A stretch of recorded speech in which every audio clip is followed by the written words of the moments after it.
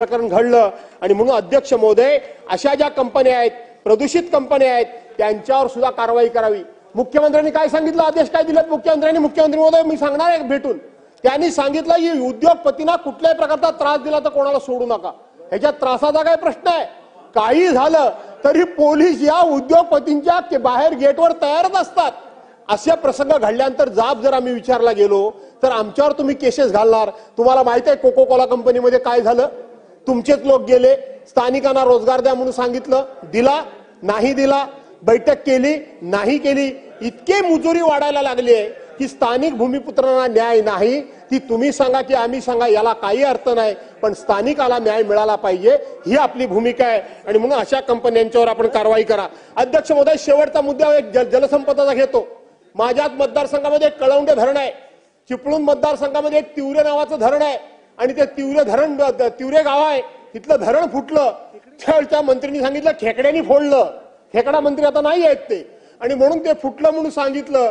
त्यानंतर अधिकाऱ्यांनी असे काही उद्योग केले की जी चांगली धरणं आहेत ती चांगली धरणं पोखरून त्याचा वरचा थर काढून त्याच्यामध्ये आतमध्ये 500 मायक्रॉनचं प्लास्टिक टाकायच्या नावाखाली ही धरणं उघडी करून टाकली। ही जी वर्षानुवर्षे चांगली होती ते 500 मायक्रॉनचं प्लास्टिक टाकलं नाही, त्यातलंच कळवंड्यामध्ये एक काम केलं, वरती उकरून काढलं सगळं, रस्त्यावरचा एक ठेकेदार आणला आणि त्या ठिकाणी ते धरण फुटलं। या सभागृहामध्ये आपण तो मुद्दा उपस्थित केला होता, चर्चेमध्ये ते दोषी असल्याचं ठरलं। वर्षाच्या आतमध्ये आम्ही त्या लोकांना पाणी देऊ म्हणून सांगितलं, अजून पाणीही दिलं नाही आणि त्या अधिकाऱ्यांच्यावर कारवाई झाली नाही। अशा पद्धतीनं जर सरकार चालायला लागलं तर या सभागृहामध्ये बोलून फायदा काय? माझा अध्यक्ष महोदय सभागृहातल्या सगळ्या सदस्यांची भावना एका मिनिटात मी मांडतो, एका मिनिटात। मगाशी आता मी ह्यांना आदित्यजींना सांगत होतो की लॉ अँड ऑर्डरची जर चर्चा पूर्वी झाली असेल तर या लॉबीमध्ये पोलीस महासंचालक बसायचे, मुंबईचे त्या ठिकाणी कमिशनर बसायचे, वेगवेगळे सगळे वरिष्ठ अधिकारी बसायचे, सेक्रेटरी बसायचे। आज काय या सभागृहाला काय अर्थ आहे की नाही मला माहित नाही। पोलीस तर सोडा, कुठल्या खात्याचा सेक्रेटरी मला इथं बसलेला दिसत नाही। अर्थसंकल्प मांडला तर राज्याचे सीएस चीफ सेक्रेटरी इथं बसायचे आणि ते ऐकत असायचे।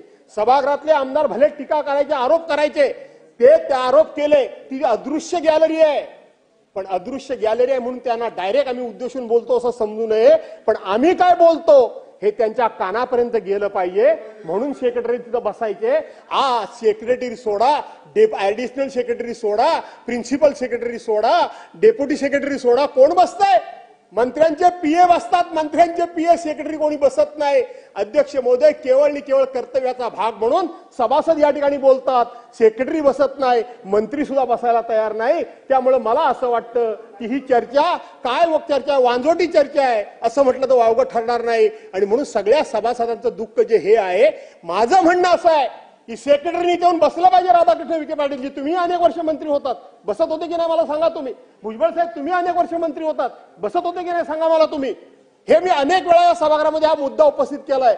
मंत्री एक वेळ बसतात, पण सेक्रेटरी बसत नाही। आज कुठेही दुर्घटना घडली तर मंत्री पोहोचतात, पण संबंधित एसपी असतील, कलेक्टर असतील, सेक्रेटरी असतील, डेप्युटी सेक्रेटरी असतील ते पोहोचत नाहीत। राज्याचे मुख्यमंत्री काल नागपूरला दंगल झाली, पोहोचले, पण डीजीपी गेले का? गेले नाहीत, जात नाहीत। महासंचालक गेले का? जात नाहीत। मला असं वाटतं की सरकार म्हणून लोकप्रतिनिधींना वरचं स्थान आहे।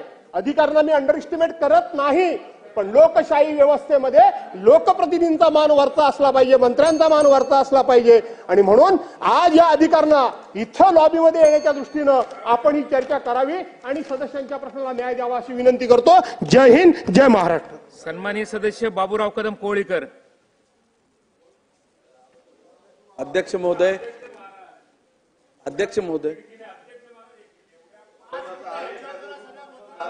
हाँ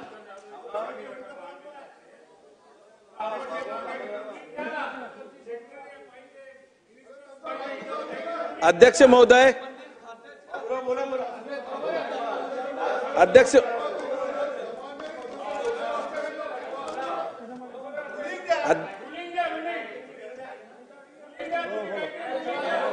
आपलीच बोलायला काय सांगा? अध्यक्ष महोदय,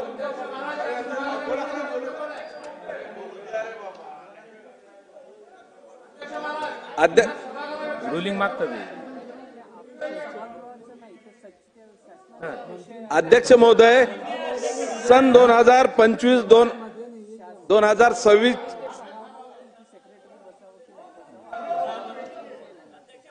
मंत्री महोदय, एक मिनिट. मंत्री महोदय, अध्यक्ष महोदय, हा. सन्मान्य सदस्यांच्या भावना योग्य आहेत.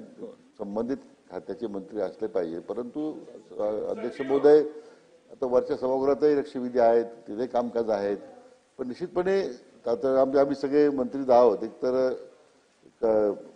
सामुदायिक जबाबदारी म्हणून सदस्यांनी व्यक्त केलेल्या भावनेची नोंद निश्चितपणे आपण घेतोय, परंतु जी भावना या ठिकाणी व्यक्त करण्यात आलेली आहे, कारण म्हणजे सचिव गॅलरी अदृश्य गॅलरी तशी बस करा, पण त्यांना दृश्य स्वरूपात आणण्यासंबंधी अध्यक्ष महोदय आपल्याला विनंती आहे की आपण त्या सूचना द्या. किमान मंत्री महोदय जरी वरच्या सभागृहात असले तरी किमान सदस्यांच्या सूचना याची नोंद संबंधित खात्या सचिवांनी घ्यावी, अशा तरी सूचना आपण अध्यक्ष महोदय कराव्यात. शासनाने याची नोंद घेतली पाहिजे. सभेत विषयाची ज्या चर्चा आता आहे त्याची चर्चा वर असू शकत नाही आणि त्यामुळं वर कोणतेही मंत्री उपलब्ध नाही आहेत. मी आत्ताच वरून जाऊन आलो आणि अशी मंत्री महोदय जी माहिती देत आहेत ती अत्यंत चुकीची माहिती आहे आणि विधानसभेचा वारंवार अपमान मंत्री महोदयांनी का करावा? कालही हीच परिस्थिती, परवा हीच परिस्थिती, आजही हीच परिस्थिती. फक्त म्हणजे याचा अर्थ एकटे राधाकृष्ण विखे पाटील एकटेच सिन्सिअर मंत्री आहेत, बाकीच्यांना काही देणं घेणं नाही आणि गुलाबराव तर पूर्वीपासून आहेत. बाकीच्या मंत्री महोदयांना काय आहे? बोला मंत्री महोदय. स्वतः माननीय मुख्यमंत्री या ठिकाणी भास्करराव आपल्याला सांगून गेले की वरच्या सभागृहात लक्षवेधी आहे, त्यामुळे मान्य ज्येष्ठ आमचे मित्र मान्य जयंत पाटील साहेबांनी सांगितलंय की ते वरच्या सभागृहात जाऊन आले. नाही, आपल्या भावना बरोबर आहेत. नाही, त्यांना आम्ही निरोप पाठवले, पण आपल्या सगळ्या भावना मी लिहून घेतलेल्या आहेत, व्यक्त केलेले जे विचार आहेत. त्यामुळे तेवढं अध्यक्ष महोदय किमान सचिवांना उपस्थित राहण्याची विनंती करा, एवढी त्यांना सूचना द्या. बाकी सभापती महोदय, मंत्री महोदयांच्या संबंधित सामुदायिक जबाबदारी म्हणून आम्ही आहोतच इथे, तरी संबंधित मंत्र्यांना मी ताबडतोब निरोप पाठवतो, पण किमान ज्या विभागाचे सचिव आहेत त्यांना तरी मग आपण नोंद घ्यायला सांगा ना. मंत्री गैरहजर आहेत तर सचिवांनी नोंद घ्यावी.